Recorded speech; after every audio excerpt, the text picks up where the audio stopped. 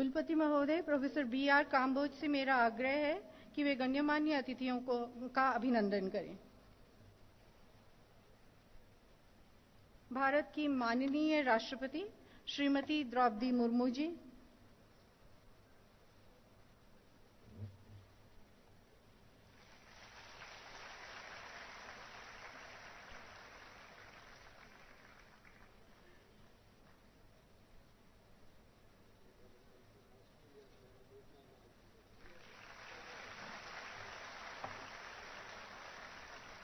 सम्मानित कुलाधिपति और हरियाणा के राज्यपाल श्री बंडारू दत्तात्रेय जी,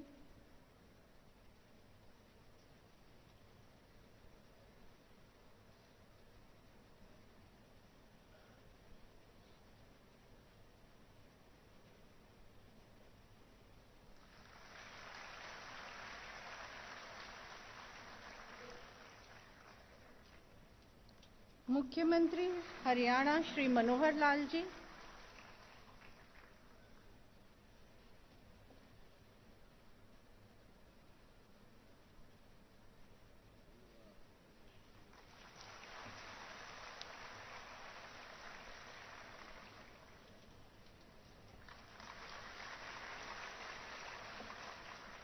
हरियाणा के कृषि एवं किसान कल्याण मंत्री श्री JP दलाल जी,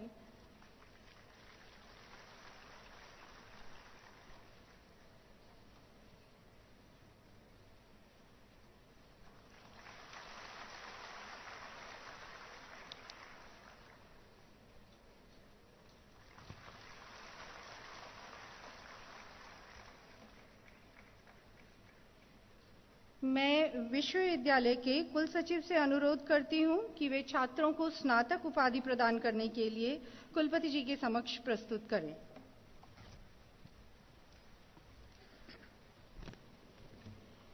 कुलपति महोदय, मैं आपके समक्ष उन छात्रों को प्रस्तुत करता हूं जिन्हें कृषि अभियांत्रिकी, गृह विज्ञान एवं सामुदायिक विज्ञान स्नातक कार्यक्रम में सफलतापूर्वक उपाधि प्राप्त करने के लिए प्रमाणित किया गया। मैं निवेदन करता हूं कि इन्हें इस उपाधि के लिए स्वीकृति दी जाए।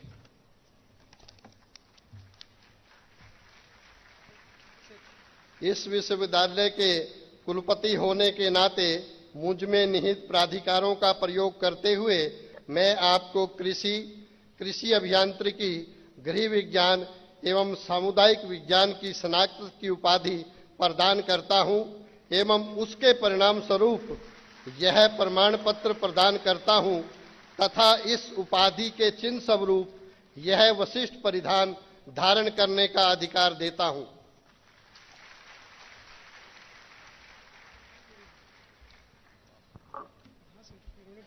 अब मैं विश्वविद्यालय के कुल सचिव से अनुरोध करती हूं कि वे छात्रों को स्नातकोत्तर उपाधि प्रदान करने के लिए कुलाधिपति महोदय के समक्ष प्रस्तुत करें।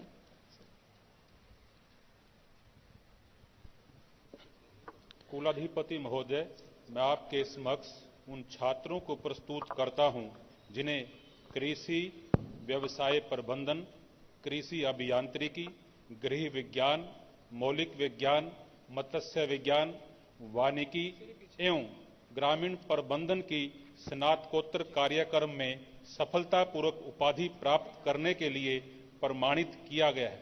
मैं निवेदन करता हूं कि इन्हें इस उपाधि के लिए स्वीकृति दी जाए।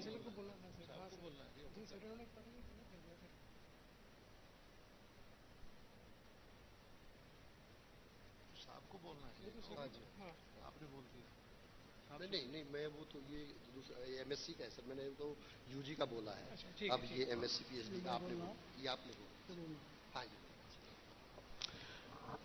इस विश्वविद्यालय के कुलाधिपति होने के नाते मुझ में निहित प्राधिकारों का प्रयोग करते हुए मैं आपको कृषि व्यवसाय प्रबंधन, कृषि अभियांत्रिकी, गृह विज्ञान, मौलिक विज्ञान, मत्स्य विज्ञान, वानिकी एवं ग्रामीण प्रबंधन की स्नातकोत्तर की उपाधि प्रदान करता हूं एवं उसके प्रतीक स्वरूप या प्रमाण पत्र प्रदान करता हूं तथा इस उपाधि के चिन्ह स्वरूप या विशिष्ट परिधान धारण करने का अधिकार देता हूं।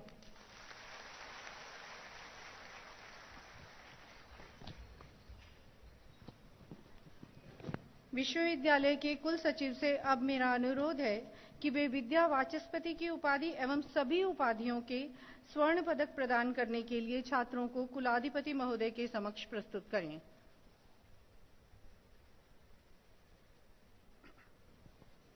कुलाधिपति महोदय, मैं आपके समक्ष उन छात्रों को प्रस्तुत करता हूं जिन्हें विद्या वाचस्पति कार्यक्रम में सफलतापूर्वक उपाधि प्राप्त करने के लिए प्रमाणित किया गया है एवं सभी उपाधियों के स्वर्ण पदक विजेताओं को भी प्रस्तुत करता हूं। इन्हें इस उपाधि एवं पदकों के लिए स्वीकृति दी जाए।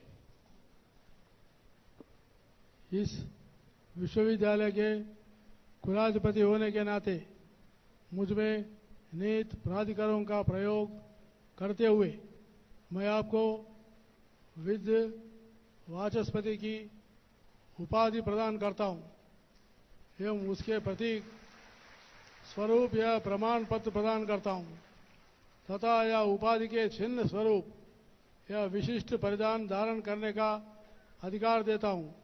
मैं विभिन्न कार्यक्रमों में उत्कृष्ट प्रदर्शन के लिए स्वर्ण पदक भी प्रदान करता हूं।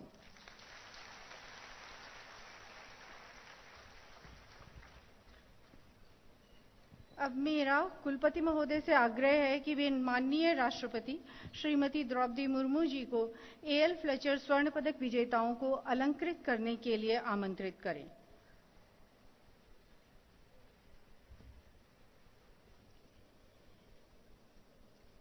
भारत की माननीय राष्ट्रपति महोदय, मैं आपके समक्ष उन स्नातक छात्रों को स्वर्ण पदक के लिए आमंत्रित करता हूं जो एएल फ्लेचर स्वर्ण पदक विजेता हैं।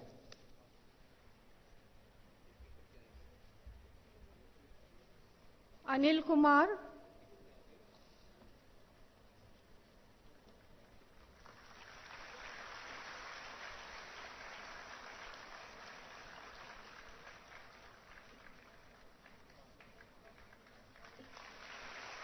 गायत्री,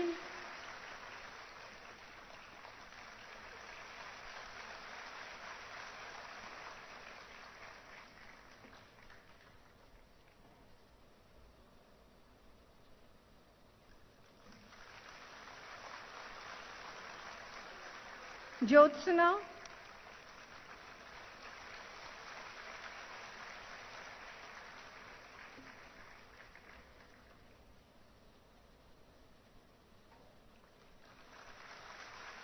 प्रियंका,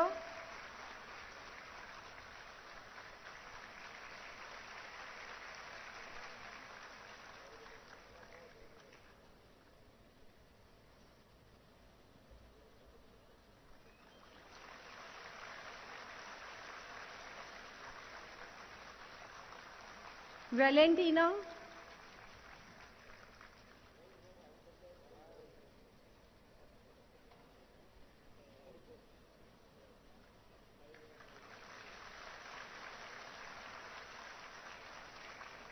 एवं विक्रम।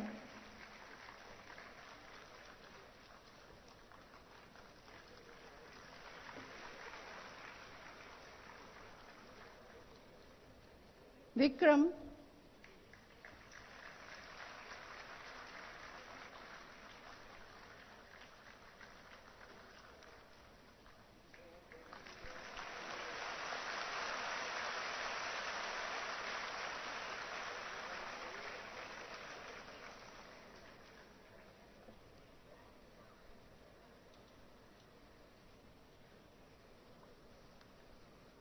अब हरियाणा के माननीय मुख्यमंत्री महोदय श्री मनोहर लाल जी से मेरा आग्रह है कि वे कृपया सबको संबोधित करें।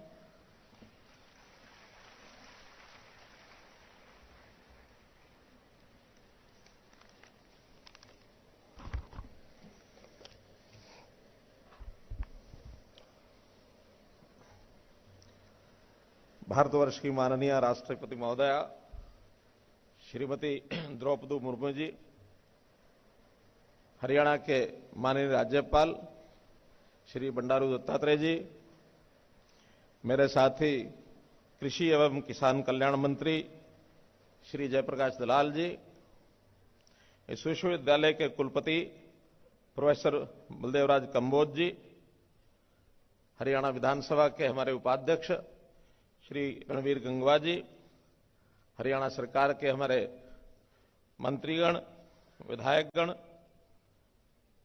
राज्यसभा के हमारे सांसद जनरल डीपी वत्स जी, मुख्य सचिव एवं डीजीपी सहित सभी हमारे अधिकारीगण, विश्वविद्यालय के सभी शिक्षकगण, सभी अभिभावकगण, विद्यार्थी बंधुओं, अन्य महानुभाव, पत्रकार, छायाकार मित्रों, आज चौधरी चरण सिंह विश्वविद्यालय का ये 25वां दीक्षांत समारोह है। मुझे आज इस अवसर पर बहुत प्रसन्नता हो रही है और साथ में 8 वर्ष पहले जब 2015 में 24वां दीक्षांत समारोह हुआ था, उस समय भी मुझे आने का अवसर मिला था। आज हमारे बीच में हमारी माननीय राष्ट्रपति महोदया उपस्थित हुई हैं, ये हमारे लिए गर्व का विषय है। माननीय राष्ट्रपति महोदया के बारे में हम जानते हैं कि बहुत एक साधारण परिवार से आप उठकर आई हैं और समाज सेवा, खास करके शिक्षा क्षेत्र में काम करते हुए, विभिन्न शासकीय दायित्वों को निभाते हुए देश की प्रथम नागरिक इस नाते से आप सुशोभित किया है। मैं इसके लिए आपका बहुत बहुत अभिनंदन करता हूं। मैं अपनी ओर से, हरियाणा की 3.25 करोड़ जनता की ओर से और हरियाणा सरकार की ओर से आपका बहुत बहुत अभिनंदन करता हूं। आज उपाधि प्राप्त करने वाले हमारे युवा वैज्ञानिक, उनको भी मैं बहुत बधाई देता हूं, क्योंकि जब हम शिक्षा प्राप्त करने के लिए यहां आते हैं तो हमारे मन पर एक वाक्य अंकित रहता है, शिक्षार्थ आइए, सेवार्थ जाइए। अभी तक हमारा शिक्षा का ये समय चल रहा था। आज इसका दीक्षांत समारोह है। आज हमको डिग्रियां मिली हैं, हमको मेडल मिले हैं। ये शिक्षा पाने का, ज्ञान प्राप्त करने का एक प्रमाण है। लेकिन सेवा करने का काम आज हमारा शुरू हो रहा है। जिस सेवा के लिए हमको आज से जनता में जाना है, विभिन्न प्रकार से उनकी सेवा करनी है, तो हमारा जो कार्य है, हमारा जो काम है, सेवा को वास्तव में वो प्रमाण होगा हम किस प्रकार से जाकर के अपने मातृभूमि की सेवा करते हैं, अपने कृषक समाज की सेवा करते हैं, हरियाणा की सेवा करते हैं, देश का नाम कैसे ऊंचा बढ़ाते हैं। क्योंकि ये हरियाणा कृषि विश्वविद्यालय ये 1970 में स्थापित हुआ था और जिस समय स्थापित हुआ था उस समय देखा जाए तो हरियाणा बना ही बना था।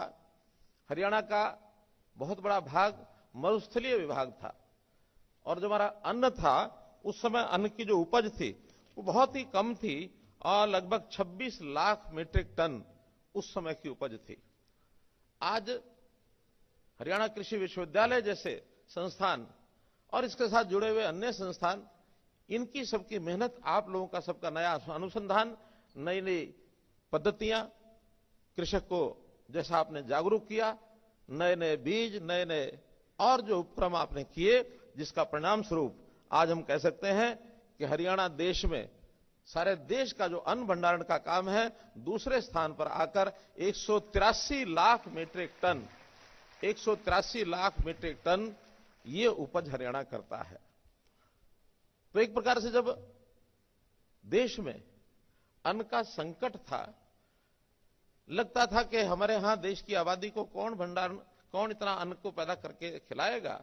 तो जो हरित क्रांति थी, उस हरित क्रांति में मैडम हरियाणा जो है उस समय इससे अपना स्थान एक ऐसा बनाया। पंजाब और हरियाणा दो ही प्रदेश ऐसे थे कि सारे देश भर के लोगों का पेट की जो भूख की जो एक प्रकार से मिटाई थी और आज हम कहते हैं कि हम आत्मनिर्भर हैं। न केवल देश अन्न में आत्मनिर्भर है, बल्कि ये कहा जाए कि आवश्यकता पड़ने पर दूसरे देश जहां अन्न कम होते हैं उनको निर्यात भी हम करते हैं।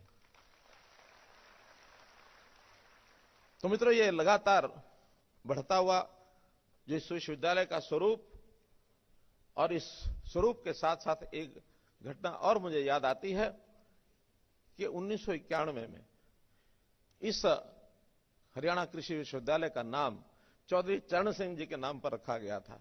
चौधरी चरण सिंह जी किसानों के मसीहा हम कह सकते हैं।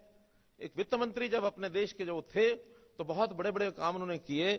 नाबार्ड की स्थापना ये चौधरी चरण सिंह जी ने की, और नाबार्ड के कारण से आज देश का जो ग्रामीण क्षेत्र है उसकी जो आगे प्रगति हो रही है, नाबार्ड का उसमें अपना बहुत बड़ा स्थान है। तो ऐसे शख्सियत के नाम पर, चौधरी चरण सिंह जी के नाम पर ये हरियाणा कृषि विश्वविद्यालय का नाम रखा गया है। ये भी हमारे लिए एक अच्छी सौभाग्य की बात है। भाइयों बहनों, आज के इस अवसर पर एक चीज जरूर मैं आपको यानी उल्लेख भी करना चाहूंगा, उसका आग्रह भी करना चाहूंगा। हमने हरित क्रांति, इसके माध्यम से देश को आत्मनिर्भर तो बनाया, लेकिन चुनौती भी साथ में आई है।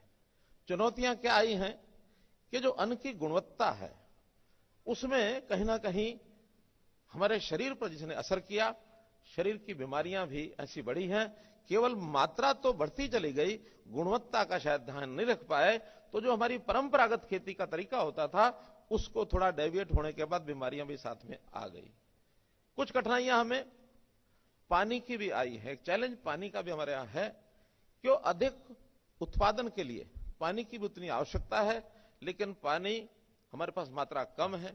इसी प्रकार से जो पानी का दोहन हमने किया है जमीन में से, उसके कारण से डार्क एरिया जोन भी हो गया है। तो मेरा कहने का मतलब है कि चुनौतियां, चाहे वो पानी की चुनौती हो, चाहे वो मौसम की चुनौती, क्योंकि ग्लोबल वार्मिंग का जिस प्रकार से विषय आ गया कि आज पता नहीं लगता है कि किस समय कौन सा मौसम बदल जाए और कब मौसम के कारण से किसान पर मार पड़ जाए। अभी इसी वर्ष की बात लेते हैं, पकी फसल की किसान, उसके ऊपर वर्षा मार्च में भी आई, अप्रैल में भी आई। 2015 में मुझे ध्यान में है कि इसी प्रकार फरवरी और मार्च में बहुत बड़ा नुकसान किसान का हुआ था। अब इसमें किसी का दोष नहीं कह सकते, प्राकृतिक चीजें हैं। फिर भी इन चीजों के ऊपर हमको अध्ययन करना होगा, हमको रिसर्च करनी होगी कि हम इन चुनौतियों से कैसे पार पाए। अपनी यानी जो भूमि है, अपनी जमीन है, उसकी गुणवत्ता, उसको भी बरकरार रखना, यह भी हमारे लिए बहुत आवश्यक है, क्योंकि जितना हम जमीन की गुणवत्ता का ध्यान रखेंगे उतनी हमारी फसल भी अच्छी होगी। तो इन सब चुनौतियों को ध्यान में रखते हुए और मात्रा और गुणवत्ता दोनों को हम कैसे ठीक कर सकते हैं, साथ ही उत्पादन जो बढ़ गया है तो इसकी विपणन की भी अपनी कुछ चुनौतियां हैं, इसके भंडारण की भी चुनौतियां हैं। तो ऐसी इन चुनौतियों पर भी मैं जरूर अपेक्षा करूंगा कि आप लोग इसमें अपना काम करें, क्योंकि हम लोग शिक्षा लेकर के, उपाधि लेकर के हम जाएंगे, जब फील्ड में जाएंगे तो एक विषय, भारतवर्ष की जो एक विशेषता है, वो विशेषता यह है कि हमारी खेती करने वाला जो किसान है उसकी अपने तरह के अनुभव हैं।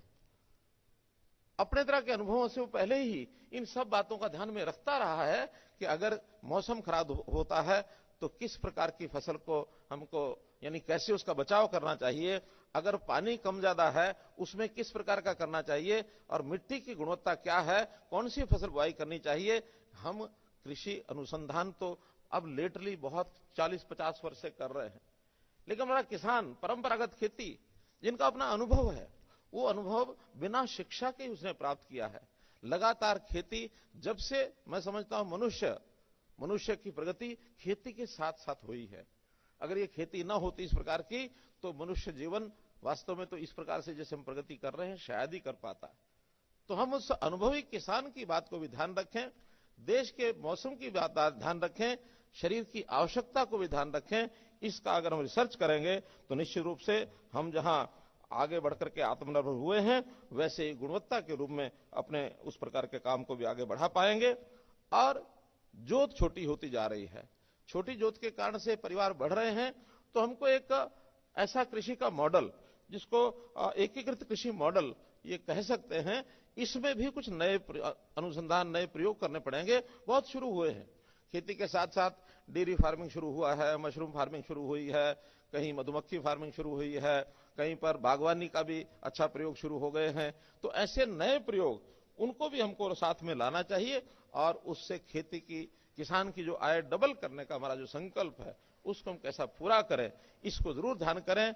अच्छी बात यह है कि हिसार में ही लुआस यूनिवर्सिटी ये भी इस पर काम कर रही है, पशुपालन के ऊपर बहुत काम हो रहा है। अभी हम पीछे आज राष्ट्रपति महोदया के साथ जो प्रातःकाल का कार्यक्रम था एनडीआरआई में, करनाल में वो कार्यक्रम था, तो दुग्ध उत्पादन में बहुत बड़ा काम एनडीआरआई के माध्यम से सारे देश भर में हो रहा है। तो वो एक अपना अलग से ये फील्ड है। यहाँ महाराणा प्रताप बागवानी यूनिवर्सिटी हमने करनाल में अलग से बनाई है, और सब संस्थान, इवन इजराइल के जो एक्सीलेंस सेंटर्स हैं वो भी हमने बनाए हैं, ताकि किसान को कृषि के माध्यम से कैसे उसको आमदन उसकी अच्छी की जाए, मात्रा बढ़ाई जाए। बहुत से ऐसे फील्ड हैं, क्षेत्र हैं। मैं तो चाहूंगा कि इस पर भी ज्यादा ज्यादा अनुसंधान करके हम आगे बढ़ें। माननीय राष्ट्रपति महोदया को मैं इतना ही निवेदन करूंगा कि हरियाणा में मुझे खुशी है इस बात की कि इतना जो कार्यकाल इनका अभी तक हुआ है, तीसरी बार हरियाणा में आज आप आ रही हैं। आपका जो हमको इतना आशीर्वाद मिल रहा है, लगातार इसी प्रकार का आशीर्वाद आपका हमें मिलता रहे। हम अपने प्रदेश की प्रगति करेंगे ही, हम आगे बढ़ेंगे, और आगे बढ़ते हुए देश के अंदर जो हमारा योगदान है हम पहले से भी प्राप्त कर रहे हैं, लगातार इसमें बढ़ेंगे। अभी एक नारा बोला जा रहा था, हमारे कुल सचिव जी ने जो नारा बोला, कुलपति जी ने, कि जय जवान जय किसान जय अनुसंधान जय विज्ञान जय अनुसंधान। मैंने कहा यहाँ जय पहलवान ये भी जोड़ा करो। बहुत बहुत धन्यवाद, बहुत बहुत आभार।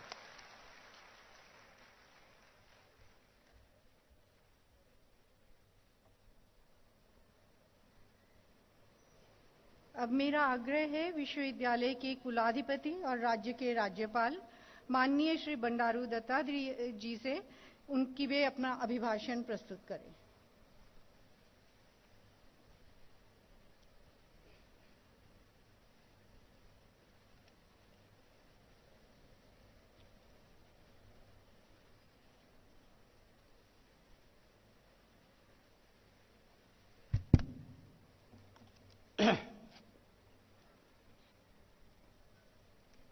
माननीय राष्ट्रपति श्रीमती द्रौपदी मुर्मू जी,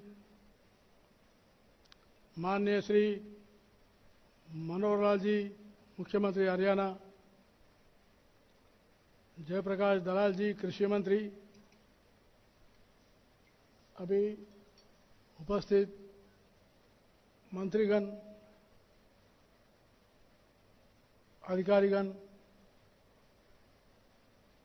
सारे विद्यार्थी और मीडिया के बंधु, आज मुझे बहुत ही प्रसन्नता हो रही है। हमारे माननीय राष्ट्रपति महोदय हमारे लिए यह अपार हर्ष का विषय है। हमारे अनुरोध पर आपने थोड़े ही समय में अपने अत्यंत व्यवस्थित कार्यक्रम के बावजूद हमारा निमंत्रण स्वीकार कर हम सभी को गौरवान्वित किया है। आप तप, त्याग, निष्ठा, कर्म और निष्काम सेवा की साक्षात मूर्ति है। जीवन में अनेक उतार चढ़ाव के चलते आपने कभी भी जीवन मूल्यों से समझौता न करके सदैव गरीब जनजाति समाज की भलाई के लिए आगे बढ़कर काम किया है। इसके लिए देश बहुत गर्व महसूस करती है। मैं एक बार पुनः माननीय राष्ट्रपति महोदय का हरियाणा की पावन धरा पर पधारने के लिए पूरे प्रदेशवासियों की तरफ से सहृदयपूर्वक धन्यवाद देता हूं।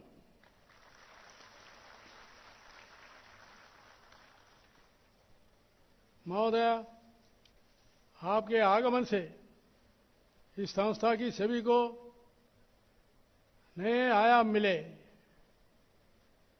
कार्यक्रम में हरियाणा के यशस्वी मुख्यमंत्री श्री मनोहर लाल जी की गौरवमयी उपस्थिति हम सभी को प्रफुल्लित कर रही है। माननीय राष्ट्रपति महोदय, आपके आभा मंडल से गौरवान्वित इस संस्थान के उन सभी स्नातक छात्रों और दीक्षांत समारोह के प्रतिष्ठित छात्रों को बधाई देता हूं,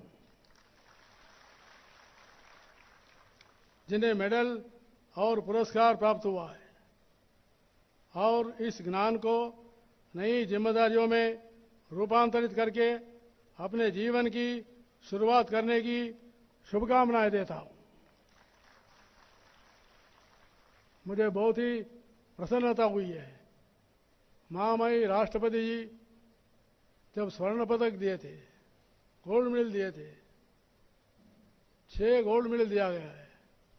मैंने देखा, पहला लड़का आया, बाद में लड़की आई, तीसरी भी लड़की आई, चौथा भी लड़की आई, 5वां भी लड़की आई, 6वां जो है एक लड़का मिला। मैंने 6 में से 4 जो है बेटियां जो है गोल्ड मेडल प्राप्त करना, ये बहुत ही हर्ष का विषय है। मैं उनको बहुत बहुत अभिनंदन करता हूं। हमारे महिला हर क्षेत्र में आगे बढ़ रहे हैं, हर क्षेत्र में आगे बढ़ रहे हैं, तो इसलिए हमको बहुत गौरवान्वित होता है। मैं इस गौरवमयी संस्था के सांख्य सदस्य को भी उनके बहुमूल्य योगदान के लिए धन्यवाद देना चाहता हूं। विशेष करके हमारे वाइस चांसलर श्री कंबोज जी को बहुत बहुत बधाई देना चाहता हूं। उन्होंने काफी नए इनिशिएटिव लेकर नए नए तकनीकों के साथ इस विश्वविद्यालय को आगे बढ़ाने में काफी काम कर रहे, यशस्वी काम कर रहे। उनको, उनके सारे टीम को इस 25वीं वर्ष दीक्षांत समारोह को मैं धन्यवाद देना चाहता हूं। नई शिक्षा नीति के तहत इस संस्थान के छात्रों को ज्ञान, कौशल, नवाचार, शोध और मूल्य प्रदान करने में उनके अथक प्रयासों में हमारे समाज के भविष्य को सुधारने में सहायता की है। जैसा कि आप सभी को विदित है कि अनुसंधान और विकास किसी भी देश का आधार होते हैं। इसलिए मैं आप सभी को देश के गरीब किसानों के स्तरों को ऊंचा उठाने के लिए और अधिक देने की अपील करता हूं। मैं किसानों को भी बधाई देना चाहता हूं, क्योंकि कोविड-19 महामारी के समय में किसानों ने डटकर महामारी के समय में भी खेतों में खेती करके उन्होंने देश को पूरा खाद्यान्न देने में और हमको अन्न देने के लिए जो काम किया है, उसके लिए किसानों को भी धन्यवाद देना चाहता हूं।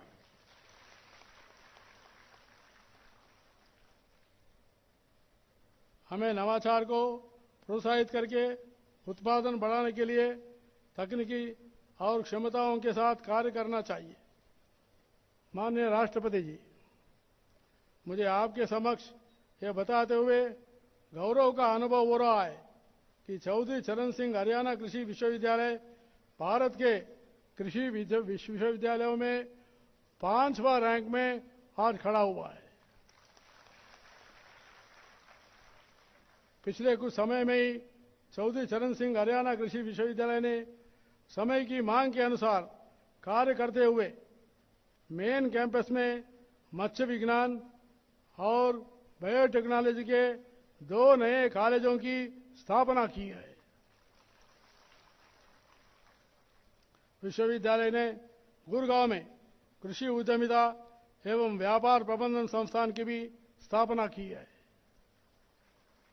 इसी तरह से प्राकृतिक एवं जैविक कृषि के बढ़ावा देने के लिए विश्वविद्यालय ने दीनदयाल उपाध्याय उत्कृष्ट केंद्र के नाम से 123 एकड़ में जैविक कृषि फार्म की स्थापना की है। गेहूं और चावल के अतिरिक्त अन्य मोटे अनाजों को अनुसंधान के लिए विश्वविद्यालय द्वारा पोषक अनाज अनुसंधान केंद्र को भिवानी के गोकुलपुरा में स्थापित किया गया है। जल संरक्षण नीति के तहत विश्वविद्यालय ने चावल की खेती में पानी को बचाने के लिए प्रत्यक्ष प्रत्यारोपण तकनीकी का विकास किया है। चौधरी चरण सिंह हरियाणा कृषि विश्वविद्यालय ने मुझे बहुत ही प्रसन्नता हुआ है। मैं पहले जब चांसलर के रूप में आया था, इस विश्वविद्यालय ने पहली बार इलेक्ट्रॉनिक ट्रैक्टर को विकसित करने में कामयाब हुई है। बैटरी द्वारा संचालित इस ट्रैक्टर को चलाने में लगता डीजल की तुलना में बहुत सस्ती है। विश्वविद्यालय ने युवाओं के बीच कृषि उद्यमों को बढ़ावा देने के लिए बिजनेस इंक्यूबेशन सेंटर स्थापित किए हैं। ये बहुत ही प्रशंसनीय है। मैंने स्वयं देखा हूँ, इंक्यूबेशन सेंटर से नवाचार और टेक्नोलॉजी बहुत बढ़ रही है। उसके लिए मैं इस विश्वविद्यालय को प्रत्येक रूप से अभिनंदन करना चाहता हूँ। Every university should have an incubation center. In that concept, this university is in competitive mode.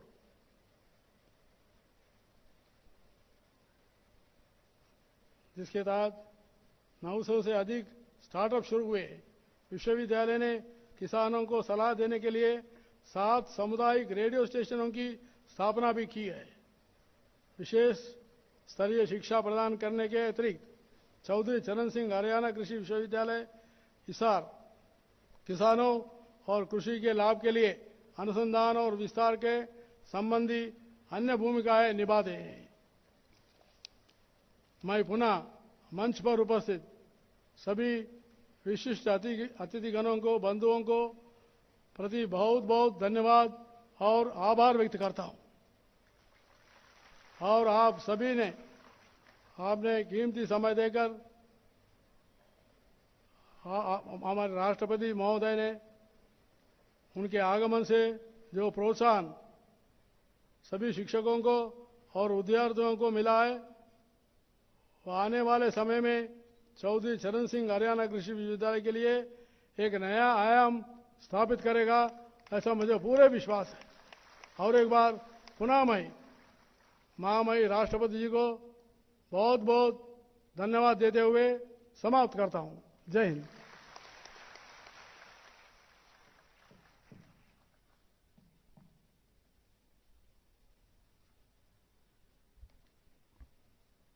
अब मैं कुलपति महोदय प्रोफेसर B.R. काम्बोज जी से आग्रह करती हूं कि वे माननीय राष्ट्रपति श्रीमती द्रौपदी मुर्मू जी को संबोधन के लिए आमंत्रित करें।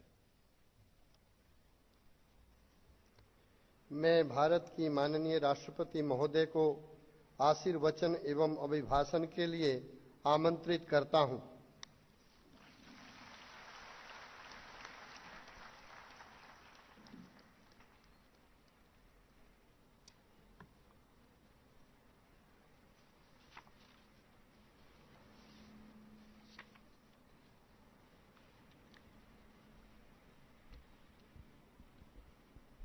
चौधरी चरण सिंह हरियाणा कृषि विश्वविद्यालय के इस दीक्षांत समारोह में उपस्थित हरियाणा के राज्यपाल और इस विश्वविद्यालय के चांसलर श्री बंडारू दत्तात्रेय जी, मुख्यमंत्री श्री मनोहर लाल जी, हरियाणा सरकार में कृषि तथा किसान कल्याण, पशुपालन एवं डेयरी मत्स्य पशुपालन, कानून एवं विधायी मंत्री Shri Jaiprakash Dalal ji, vice chancellor professor B.R. Kamboj ji, जनप्रतिनिधिगण, मंचासीन अन्य पदाधिकारीगण, सभी अध्यापकगण, अभिभावकगण, गणमान्य अतिथियों, देवियों और स्वजनों और प्यारे विद्यार्थियों, सभी को नमस्कार।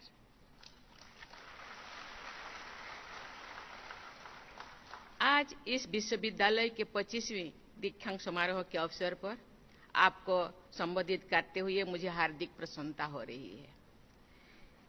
दीक्षांत समारोह केवल डिग्री, पुरस्कार और पदक प्रदान करने का एक अवसर ही नहीं है, बल्कि अर्जित क्षमताओं के माध्यम से नई चुनौतियों को स्वीकार करना और अपने सपनों को साकार करने के लिए संकल्प लेने का अवसर भी है।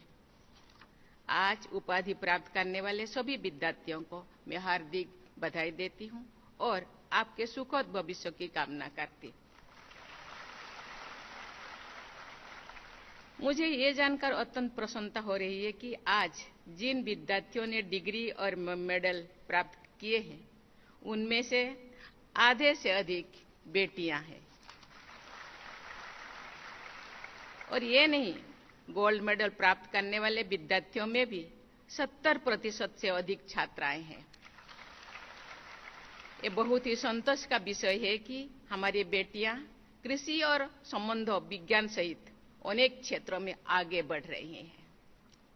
प्यारे विद्यार्थियों, आज का दिन आपके शैक्षिक जीवन का एक महत्वपूर्ण क्षण है, लेकिन आज आपकी शिक्षा संपूर्ण नहीं हुई है, केवल इसका एक हिस्सा पूर्ण हुआ है। कृषि विज्ञान के एक विद्यार्थी के रूप में आपने जो भी सीखा है, उसका व्यवहारिक उपयोग करने का अवसर अब अपने सामने आएगा। अब आप अन्नदाता किसान भाई बहनों के साथ मिलकर कृषि के विकास में अपना योगदान देंगे। मेरी आपसे अपेक्षा होगी कि आप जीवन पर्यंत जिज्ञासु बने रहें, सीखते रहें और विनम्रता के साथ कृषि जगत की सेवा करते रहें। कृषि के क्षेत्र में कैरियर बनाने का आपका निर्णय आपके लिए दूसरों की मदद करने की अपार संभावनाएं के द्वारा ये द्वार खोल देता है। ये आप पर निर्भर है कि आप इन अवसरों को अधिकतम लाभ कैसे उठाएंगे।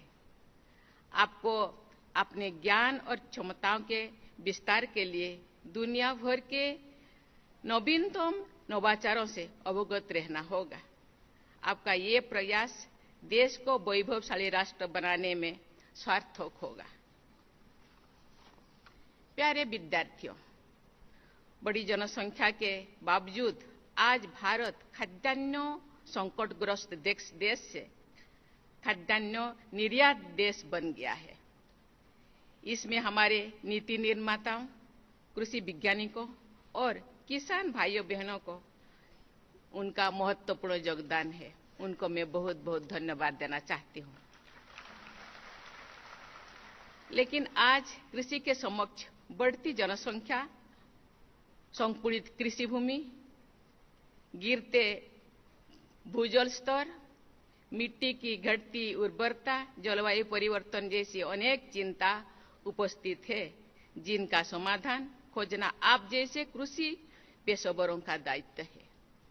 आपको ऐसे प्रयास करने होंगे जिससे हमारी विशाल जनसंख्या को पर्यावरण और जैव विविधता को कम से कम नुकसान पहुंचाते हुए पोषण युक्त भोजन उपलब्ध कराया जा सके। आपके समक्ष ये एक चुनौती भी है और अवसर भी है। मुझे पूरा विश्वास है कि आप अपनी शिक्षा के बल पर इस चुनौती को अवसर में बदल देंगे। देवियों और स्वजनों, प्राचीन काल से ही खेती को एक प्रतिष्ठित पेशा माना गया है। लोकोक्ति में भी कृषि कार्य को उत्तम स्थान प्राप्त किया है। खेती की हजारों वर्ष की परंपरा हमारे सामाजिक जीवन की अमूर्त धरोहर है, जो एक पीढ़ी से दूसरी पीढ़ी में स्थानांतरित होती रहती है। ये वजह है कि हमारे किसान अपने अनूठे प्रयासों से अर्थशास्त्रियों और वैज्ञानिकों को भी चौंकाते रहते हैं। एक नोबेल पुरस्कार विजेता अर्थशास्त्री के अनुसार भारत के किसान का प्रयोग विश्व कृषि विज्ञान के लिए प्रेरणा का स्रोत है। चौधरी चरण सिंह हरियाणा कृषि विश्वविद्यालय या HAU अपने स्थापना के समय से ही कृषि शिक्षा, अनुसंधान और विस्तार से अपना महत्वपूर्ण योगदान दे रहा है। हरित क्रांति और श्वेत क्रांति की सफलता में भी एचएयू ने उपलब्धियां बहुत सारे उल्लेखनीय स्थान निभाए हैं। आज हरियाणा केंद्रीय खाद्यान्न भंडार में दूसरा सबसे बड़ा योगदान देने वाला राज्य है। इस उल्लेखनीय उपलब्धि का श्रेय केंद्र और राज्य सरकार की किसान हितैषी नीतियां, एचएयू की तकनीकी पहल और सबसे बढ़कर यहाँ के किसान भाई बहनों की नवीनतम कृषि तकनीकों का अपनाने की इच्छा शक्ति को जाता है। मुझे पूरा विश्वास है कि यहाँ के मेहनती निवासियों की कुशाग्रता और सामर्थ्य के बल पर हरियाणा का भविष्य और भी उज्जवल होगा। मुझे ये जानकर खुशी हो रही है कि हरियाणा एग्रीकल्चर यूनिवर्सिटी ने अब तक फसलों की कई किस्मों का विकास किया है। यहाँ पर विभिन्न प्रकार की फसलों के लिए प्रतिवर्ष लगभग 18,000 क्विंटल उच्च गुणवत्ता वाले बीजों का उत्पादन होता है। ये बीज देश भर के किसानों को उच्च उपज वाली किस्मों की बुवाई में सहायता कर रहे हैं। मुझे बताया गया है कि सरसों की RH 725 तथा मूंगों की MH 421 और MH 1142 किस्में किसानों के बीच अत्यंत लोकप्रिय है। हरियाणा एग्रीकल्चर यूनिवर्सिटी ने कृषि शिक्षा और अनुसंधान के क्षेत्र में राष्ट्रीय और अंतर्राष्ट्रीय स्तर पर अपनी पहचान स्थापित की है। आज जो पूरा विश्व एक दूसरे से जुड़ा हुआ है और पूरा मानवता ग्लोबल वार्मिंग और क्लाइमेट चेंज जैसी चुनौतियों का सामना कर रही है, तो ऐसे में अंतर्राष्ट्रीय सहयोग अत्यंत महत्वपूर्ण हो जाता है। मुझे ये जानकर प्रसन्नता हो रही है कि ये विश्वविद्यालय कई देशों की संस्थाओं के साथ कृषि से जुड़ी विषयों पर सहयोग कर रहा है। देवियों और स्वजनों, खेती की लागत को कम करने, उत्पादकता बढ़ाने, उसे पर्यावरण अनुकूल बनाने तथा उसको और अधिक लाभदायक बनाने में टेक्नोलॉजी की अहम भूमिका है। मुझे बताया गया है कि इस विश्वविद्यालय ने कृषि संबंधी अनेक उपयोगी मशीनें विकसित की है। यहाँ पर एक ट्रैक्टर भी बनाया गया है जो हरित ऊर्जा से चलता है और किफायती भी है। हरियाणा एग्रीकल्चर यूनिवर्सिटी जैसे संस्थानों से ये अपेक्षा की जाती है कि निरंतर टेक्नोलॉजिकल इनोवेशन करते रहेंगे। किसी भी विश्वविद्यालय की शिक्षा के प्रसार के साथ साथ समाज के कमजोर और वंचित वर्गों के प्रति जिम्मेदारी भी होती है। मुझे खुशी है कि इस विश्वविद्यालय ने ग्रामीण महिलाओं में एनीमिया की समस्या को दूर करने के उद्देश्य से वर्ष 2018 में आयरन और जिंक से भरपूर विश्व का पहला बायो फर्टिलाइजर बाजरा हाइब्रिड HHB 299 विकसित किया है। देवियों और स्वजनों, पानी कृषि का एक अहम घटक है जो सीमित मात्रा में उपलब्ध है। इसलिए ये अत्यंत आवश्यक है कि जल का मितव्ययता के साथ साथ उपयोग कैसे किया जाए। उन स्थानों पर जहां पानी की कमी है, वहां ऐसी फसलों का चयन किया जाए जिसमें पानी की खपत कम हो। सिंचाई में टेक्निक का अधिकतम प्रयोग होना चाहिए जिससे जल संस्थान का दोहन न्यूनतम हो सके। ऐसी टेक्नोलॉजी के विकास और प्रचार प्रसार से हरियाणा एग्रीकल्चर यूनिवर्सिटी जैसे संस्थानों की भूमिका महत्वपूर्ण है। आप सभी जानते हैं कि पराली जलाने से प्रतिवर्ष पंजाब, हरियाणा और दिल्ली क्षेत्र में वायु प्रदूषण की समस्या उत्पन्न होती है। हमें प्रदूषण की समस्या का समाधान न सिर्फ अपने स्वास्थ्य के लिए बल्कि आने वाली पीढ़ी के सुरक्षित भविष्य के लिए भी ढूंढना चाहिए। इसके लिए हम सभी को एकजुट होकर प्रयास करना होगा। मुझे ये जानकर प्रसन्नता हुई है कि हरियाणा एग्रीकल्चर यूनिवर्सिटी पराली जलाने के विकल्प के उपयोग को बढ़ावा दे रहे हैं।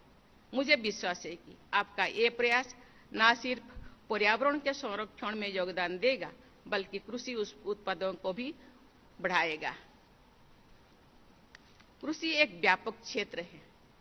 अनाज, फल फूल और दुग्ध उत्पादन तथा पशुपालन और मत्स्य पालन के अलावा कई और उद्योग हैं जिनका कृषि से सीधा संबंध है। मेरा मानना है कि किसी भी विश्वविद्यालय को एक ऐसे प्रयोगशाला के रूप में कार्य करना चाहिए जहां से ज्ञान और वैभव हर तरफ फैले और पूरा समाज लाभान्वित हो।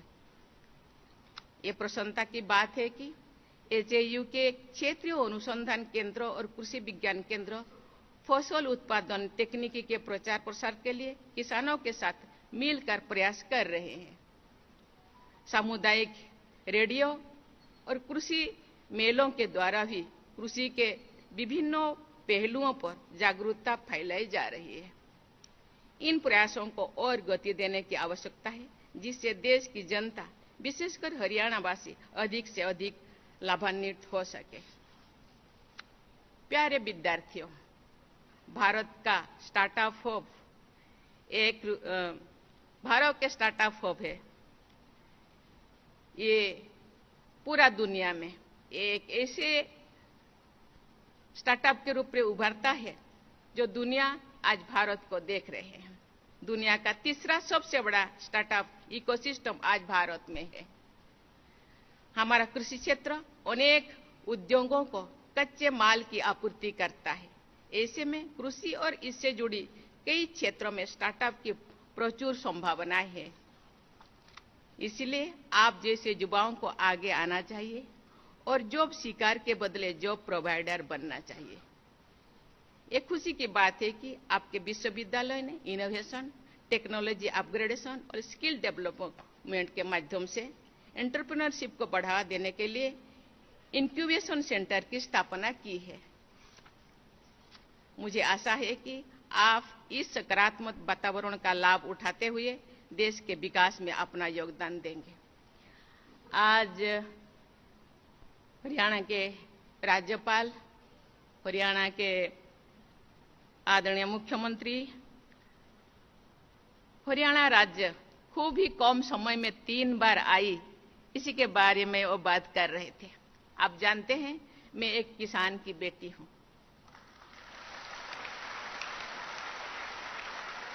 बहुत सारे विषयों से मेरा रुचि है, लेकिन ज्यादातर रुचि किसानों से जुड़ी विषयों पर है। मैं जानना चाहती थी भारत की जनसंख्या जिस गति से बढ़ रहा है उसी के हिसाब से अन्नदाता या किसान के लिए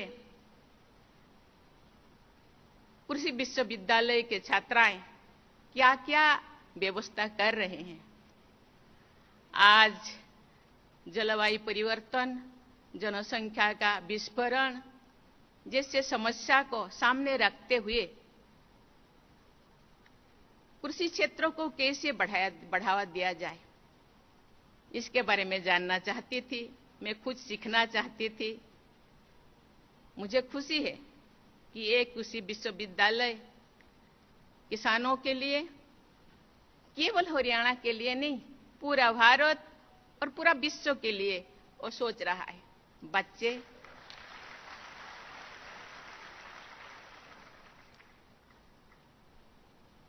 आज बहुत सारे बच्चे मिट्टी से जुड़ी कार्य क्षेत्र में कार्य करना नहीं चाहते, लेकिन मैं देख रही हूं यहां लड़की हो या लड़का, किसानों से जुड़ी हर चीज को जानना चाहते हैं, सीखना चाहते हैं और किसानों के समस्या को समाधान करने के लिए आगे बढ़ रहे हैं। इसीलिए मैं आप लोगों को बहुत बहुत धन्यवाद देना चाहती हूं। परिस्थिति जैसे भी आए, किसान को तैयार करने के लिए, भारत की मिट्टी को प्रस्तुत करने के लिए और अच्छा उपज के लिए क्लाइमेट चेंज तो है ही, प्रकृति के साथ हम लड़ते लड़ते मुझे लगता है भारत के किसानों को, भारत के जनता की समस्या को समाधान खाद्यान्न देने में मुझे लगता है कोई भी समस्या नहीं आएगा। इसीलिए विश्वविद्यालय तैयार है। मैं इसीलिए विश्वविद्यालय के कुलपति, यहाँ के अध्यापकों, यहाँ के वैज्ञानिकों को बहुत बहुत धन्यवाद देना चाहती हूँ। अंत में मैं एक बार फिर डिग्री और पदक प्राप्त करने वाले विद्यार्थियों को बधाई देती हूँ और आपके उज्जवल भविष्य की कामना करती हूँ। मैं आशा करती हूँ कि आप सब अपने दृढ़ संकल्प, समर्पण और ईमानदार प्रयासों से राष्ट्र निर्माण में अपना अमूल्य योगदान देंगे। थैंक यू, धन्यवाद। जय हिंद, जय भारत, जय किसान।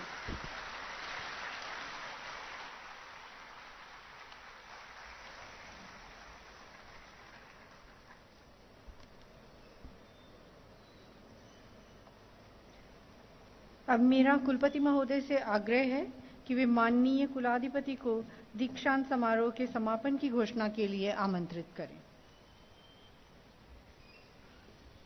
श्रीमान कुलाधिपति महोदय, मैं आपसे आग्रह करता हूं कि आप दीक्षांत समारोह के